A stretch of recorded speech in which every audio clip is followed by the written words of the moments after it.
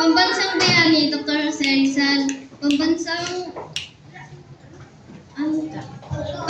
isda, bangus. Pambansang hayop, kalabaw. Pambansang puno, nara. Pambansang ibon, agila. Pambansang dahon, anahaw. Pambansang bulaklak, sampagita. Pambansang bahay, bahay tubo. Pambansang kasuotan, barutsaya.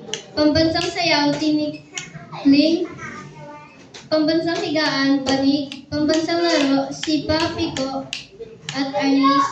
Pambansang prutas, mangga. Pambansang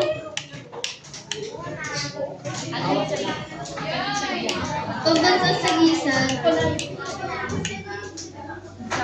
Yung sa pula is Jera, then yung bughaw ay Kalayaan, at yung tatlong between is Luzon, Visayas, Mindanao. Pambansang lugar, Luneta. Pambansang sakyan, Calesa. Pambansang panghimagas, Suman o Kakanin. Wow, may pamansang panghimagas pa. Okay, wait lang. Pero muna ako ng ano lang. May comment tayo. Okay, kay ma'am muna eh. Pabigyan mo naman ma'am. Ang sabi niyo sa kulay pula, pambasasagisan, ay ibig sabihin ng pula. Sila din ang tanong ko. Ano sabi niyo? Ano ang pula? Simbolo ng pula.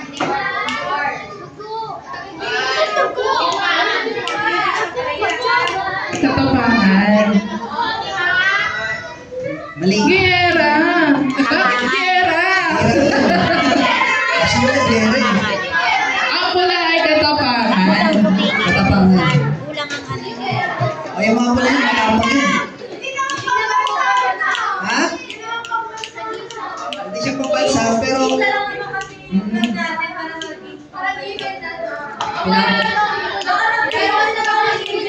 Actually, hindi talaga siya pambansa. Pero ang kinuri ko doon, yung simbolo. Simbolo. Hindi siya kamutin. Okay, wait lang. Ito muna. Tama yung bayani, yung isda, yung hayop. Yung ibon, tama naman siya, pero Philippine Eagle. Pero ang eksaktong pangalan is Lawin. Ano yung mga Lawin? Yan, Lawin. Hindi agila ha, kasi may agila din naman sa ibang bansa. Meron din American Eagle. Philippine Eagle, ang eksaktong tawag natin ay Lawin. Dahon, anahaw, tama. Bulaklak, sampagita.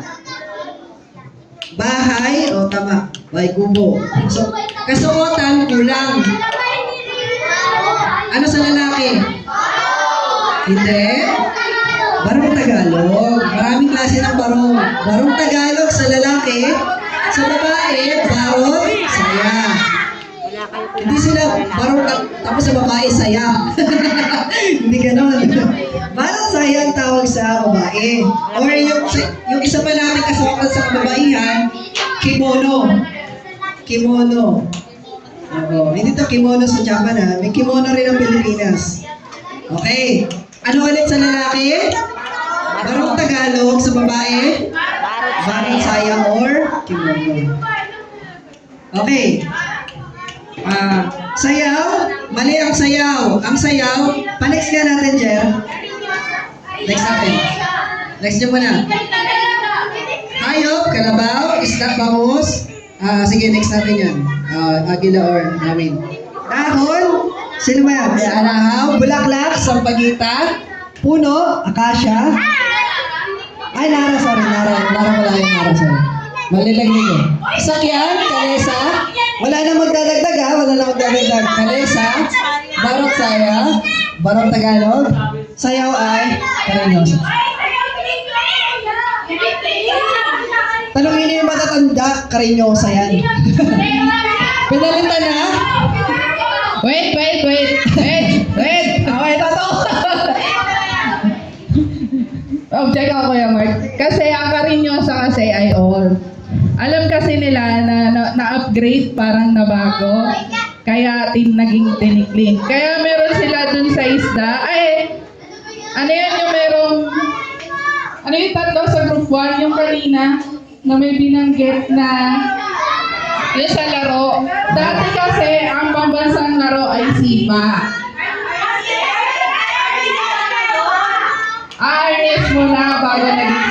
Okay. Ah, Ano na lang siya? Siguro, parehas na lang siya tama. Sige, parehas na lang. Dalawang version yun. Carino sa tsaka yung pinagli. Okay. Higaan? Hindi kasama yung higaan. Balik. Hindi kasama. Laro, si Papi ko, ang pambansa nating laro o sports or martial arts ay arnis. Arnis, ang sports, national. Sipa. Pambansang laro. Pero laro na nakalagay dito, ay yung laro kali, Hindi, sipak takraw po yung pambansang laro. sipa. Yung gamit ay ratan yung Pero pag usapan is martial arts, Philippine martial arts, ito yung Tagalog ng martial Arnis. arts. Ay, arnis. Okay. Prutas, mangga, tama. Okay. Sasakyan, kalesa, yung pangimaga sila hindi. Magpa-check na lang ito. Sige, next. Patibasa. Para ng mic mo.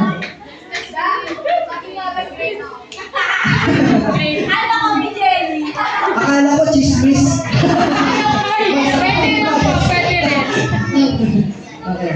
Pambansang bayani, salita, pambansang puno, nara, pambansang kasuotan, parang pansaya, pambansang isda, bangus, pambansang ulam, adobo, pambansang ibon, agila, pambansang awit, upang hilira, pambansang hayop, kalabaw, pambansang dahon, anahaw, pambansang bulaklak, sampagita, pambansang prutas, mango, pambansang laro, sepak at takraw, pambansang sayo, tinikling, pambansang wika, Pilipino. Very good. Sige, tama yung lahat. Okay, sa score nila yun. Last.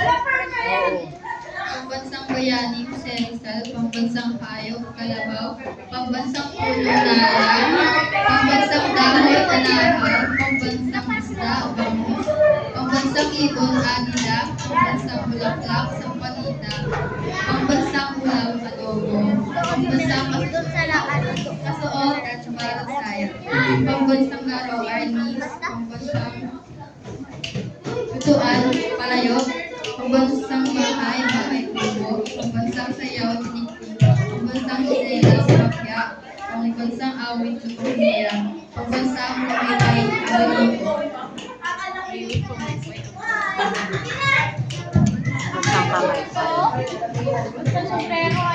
Yung lutuan, hindi yung pambansa. Lahat talaga Kasi eh. alam mo sinisira eh. Okay. Yeah, next natin, next. Jer, pabilisan na lang natin para makapag-present na tayo. Sige, pakibasa nga. Kahulugan ng patriotismo. Sige, sa Tagalog, sa Pilipino, pagiging makabayan. Tama? Pagiging makabayan, patriotismo. Next mo natin. Sunod.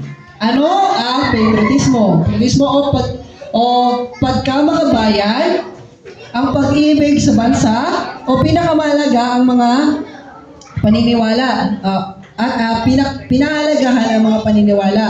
Ito ay tumutukoy sa paghanga para sa isang pamamaraan ng pamumuhay sa mga makasaysayan na pangyayari at kultural na bagay. Ang patriotismo ay palaging nauugnay sa nasyonalismo. Sige, next natin.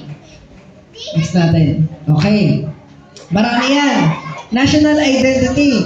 Okay. Tatanungin ko kayo. Anong mamamayan ka? Pilipino o Caviteño? Nationality? Ikaw ay Pilipino.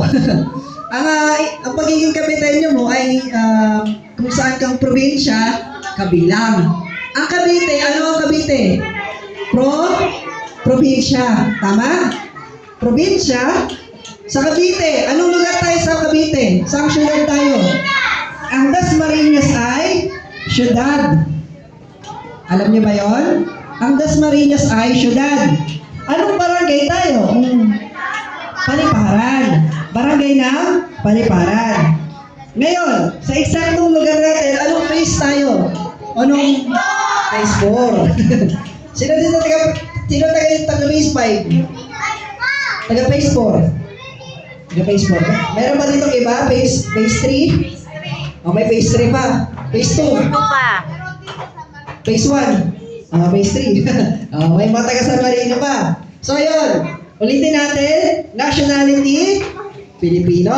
Pilipinas. Pilipino tayo. Ang bansa natin ay Pilipinas. Saan ka sa Pilipinas? Anong probinsya? Probinsya ng Cavite. Sa probinsya ng Cavite, ikaw ay taga Siyudad ng Dasmariñas. Sa Siyudad ng Dasmariñas, ikaw ay taga barangay ng Paliparan. Sa barangay ng Paliparan, saan ka nakatira? Sa Phase 4. Malinaw? Okay, paano naman natin ipapakita sa dalawang pangunahing paraan ang ating pagmamahal sa ating bayan? Una, sa basura. Sa pagboto. Sige, sino dito nakakaboto na? Nakaboto na, yan yung mga ate, kuya natin. Isang araw, tayo din ay buboto. Bakit nga ba tayo bumuboto? Sino may alam? Bakit tayo bumuboto? Para magkapera? Para magkapera. Ba't tayo bumuboto? Sino? Hindi nyo alam bakit tayo bumuboto? Sige, si ate. Bakit? Bakit tayo bumuboto, ate? Para? Bakit tayo bumuboto? Ikaw, alam mo bakit? Kamukha mo pa naman si Rebilla. Bakit ka bumuboto? Alam mo bakit ka bumuboto?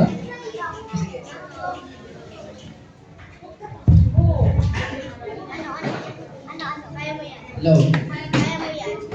Bakit tayo bumuboto?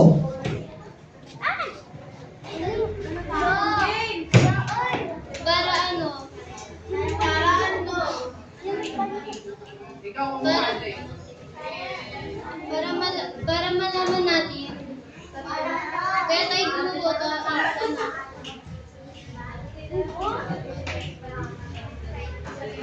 Sige, kaya natin yan. Okay, sige. Sige. Ang dahilan, sino ba nakakalam? Bakit tayo bumuboto? Para gamitin ang ating karapatan na piliin ang ating magiging pinuno sa ating bayan. Pinuno ng ating bayan. Merong election na tinatawag para sa ating barangay at sa ating national. Okay, yun ang una. Pangalawa, sa voting and military. Sino dito gustong maging sundalo? Sino gusto maging sundalo? Ano kaya ginagawa ng mga sundalo? Namamaril? Yun lang ang ginagawa nila? Namamaril lang sila? Ano ginagawa ng mga sundalo? Yan, very good. Pinagtatanggol ang ating bayan. Sige, next natin kay Jerry. Yan. Pakibasa nga. Pakibasa. Happy National Heroes Day.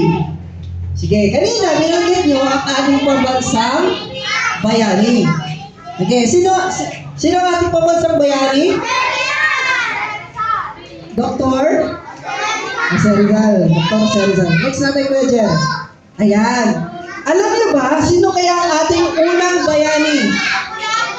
Si Lapu-Lapu.